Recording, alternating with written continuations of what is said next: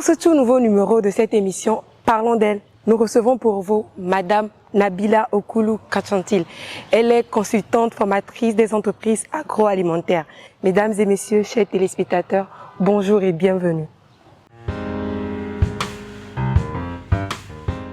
Bonjour Akmedi. Bonjour Josiane. J'espère que ça va. Ça va bien et toi? Ça va aussi. Aujourd'hui, nous parlons de Madame Nabila Okulu Kachantil. C'est une dame que j'admire beaucoup. J'admire surtout son côté très travailleur. Elle aime beaucoup travailler, ça c'est admirable. Alors, c'est une dame aussi très joyeuse. Elle sait détendre les situations pour les rendre moins stressantes. Et ce qui m'a poussé beaucoup plus à la connaître, c'est son assiduité dans son travail, la recherche de mieux faire et de se différencier des autres cabinets qui s'occupent de son même secteur. Je pense aussi que les entreprises qui auront à collaborer avec elle auront une réelle valeur ajoutée par rapport aux produits qu'ils mettent sur le marché. Bonjour Madame Nabila. Bonjour Josiane. J'espère que ça va. Je vais bien, merci et vous? Ça va.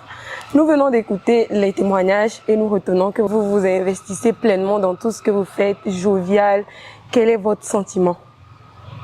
Alors, ça me fait plaisir de savoir que les personnes que vous avez interviewées pensent ça de moi. C'est très flatteur et j'espère qu'effectivement les personnes qui sont autour de moi prennent plaisir en ma compagnie, tout simplement. Okay. Voilà. Vous êtes consultante formatrice des entreprises agroalimentaires. Pourquoi vous vous intéressez vraiment à ce domaine de l'agroalimentaire? Alors, cette histoire commence déjà depuis que je suis au lycée. Donc, il faut dire que je pense comme beaucoup d'entre nous, j'ai constaté qu'on avait énormément de ressources ici en Afrique, mais que malheureusement, les Africains étaient les personnes les moins bien nanties en ce qui concerne l'alimentation de qualité. Donc, c'est suite à ce constat-là et au fait de voir qu'il y ait autant de transformateurs qui ont envie de donner des produits de qualité à leurs clients, mais qui, parce qu'ils ne connaissent pas bien le produit, ont du mal à faire décoller leurs ventes. Donc c'est un ensemble de constats qui a fait que j'ai été intéressée vraiment par tout ce qui est agroalimentaire et qui m'a poussée à faire des études d'ingénieur en agroalimentaire. Donc c'est suite à ça que j'ai décidé, je suis partie faire mes études en France. J'ai fait 10 ans en France en tout, j'ai fait mes études, j'ai travaillé un peu, mais j'ai toujours eu cet objectif-là de revenir au pays et de pouvoir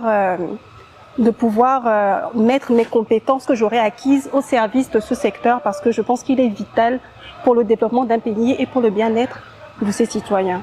Et avec Optimal Consulting, donc c'est mon cabinet en question, c'est ce rêve que j'ai réussi à accomplir tous les jours en accompagnant les entreprises agroalimentaires à travers l'optimisation de leur activité. Vous êtes engagé sur les questions de sécurité sanitaire et dans votre domaine, on parle de méthode HACCP. De quoi s'agit-il réellement?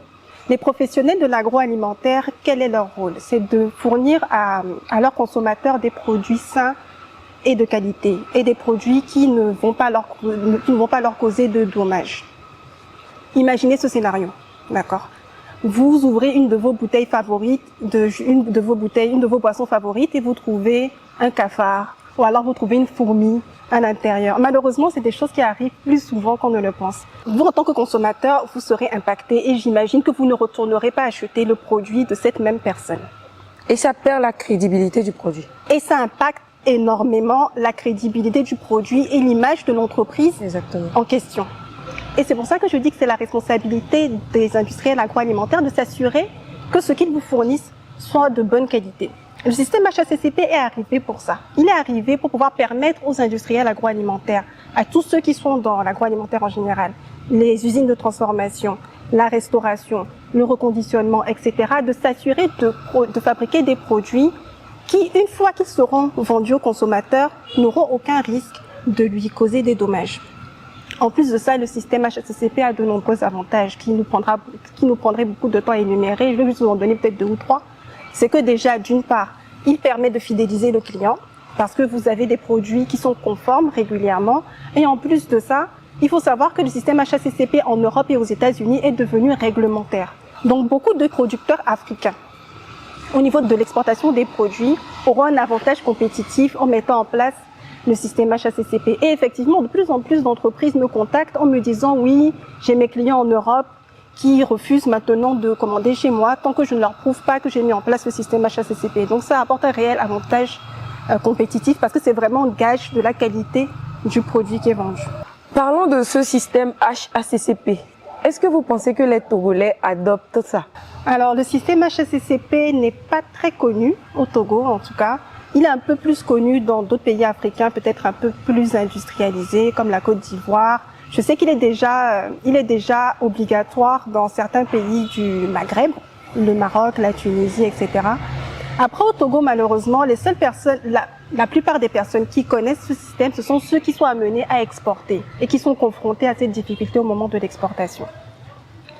Maintenant, moi, mon rôle, justement, à travers aussi ma plateforme en question, c'est de faire connaître ce système et d'autres systèmes éventuellement qui permettent réellement de respecter tout ce qui est bonne pratique d'hygiène et pour s'assurer que le consommateur soit en sécurité au moment où il consomme les produits en question. Maintenant, si un Togolais lambda qui crée son entreprise agroalimentaire veut intégrer le système ou bien veut adopter le système, comment est-ce qu'il doit faire? Alors, par rapport à ce système, il existe beaucoup d'informations sur Internet. Pour quelqu'un qui n'a pas du tout de moyens, il y a beaucoup d'informations sur Internet. Certainement qu'il n'arrivera pas peut-être à faire le système exactement point par point, mais s'il arrive déjà à mettre en place les bases, ça va beaucoup l'aider. Au-delà de ça, nous, on est là pour ça. On peut nous contacter et puis nous demander de venir regarder ce qui se fait. En tant que consultant? En tant que consultant, oui. De venir regarder ce qui se fait et nous, on vous met en place le système HACCP en question, forme vos équipes et à la fin, vous avez un système HACCP complet. Alors, Madame Nabila, comment est-ce que vous appréhendez le rôle des femmes dans le milieu entrepreneurial d'aujourd'hui? Alors, culturellement et historiquement, l'entrepreneuriat a toujours fait partie du monde des femmes en Afrique. En tout cas, dans beaucoup de pays d'Afrique. Je pense qu'on connaît tous l'exemple des fameuses Nana Benz au Togo. Aujourd'hui, les jeunes filles vont encore plus loin. Elles ont les connaissances et elles ont les opportunités pour se structurer, pour se diversifier et également pour créer des affaires prospères et très pérennes par rapport à peut-être ce qui se faisait en temps. En plus de ça, la digitalisation permet aux jeunes femmes de s'exporter au-delà de leurs frontières. Donc je pense que l'entrepreneuriat a vraiment un bel avenir dans nos sociétés. Vous avez ouvert votre cabinet il y a quelques années déjà. Est-ce que vous avez rencontré des difficultés, une anecdote à partager?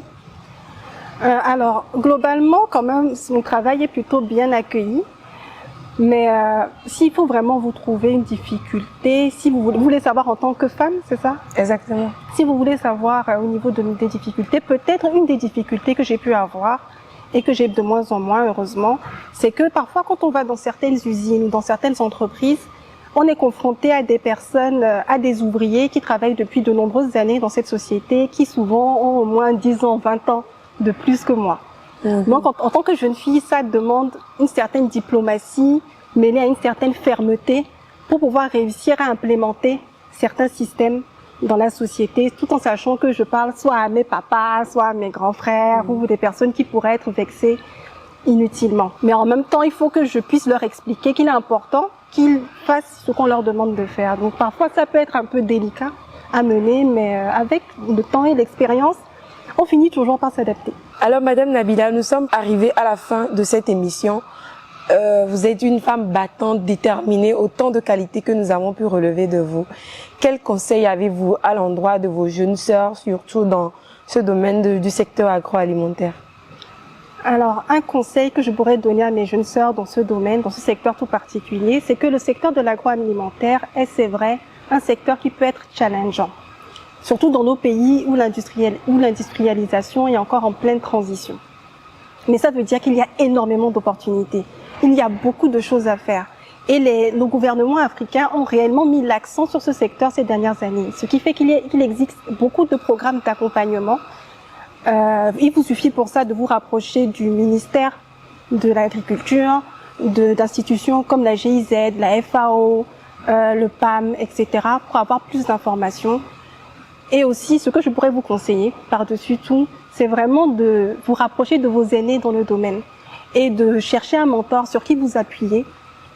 Et aussi de savoir que ces personnes-là que vous voyez, qui sont vos aînés dans le domaine, sont souvent beaucoup plus accessibles que vous ne le pensez. Donc vraiment, osez aller les voir parce qu'il est important que nous puissions nous soutenir et nous tirer tous les uns vers les autres. Et pour terminer, je dirais voilà, surtout osez, bougez et n'ayez pas peur d'aller frapper des portes, d'aller demander des choses parce qu'au pire des cas, qu'est-ce que vous risquez? Juste un refus au suivant ou bien. Voilà. Merci Bonne beaucoup. chance à tous et puis à bientôt. Merci. Chers téléspectateurs, mesdames et messieurs, nous sommes à la fin de cette émission. Je rappelle que nous avons eu comme invitée Madame Nabila Okoulou Kachantil. Elle est consultante formatrice des entreprises agroalimentaires. Nous retenons de cette émission qu'il faut oser. Aller frapper des portes, les amis. N'ayez pas peur d'aller chez vos aînés. Donc nous vous donnons rendez-vous très bientôt pour un nouvel invité. Merci.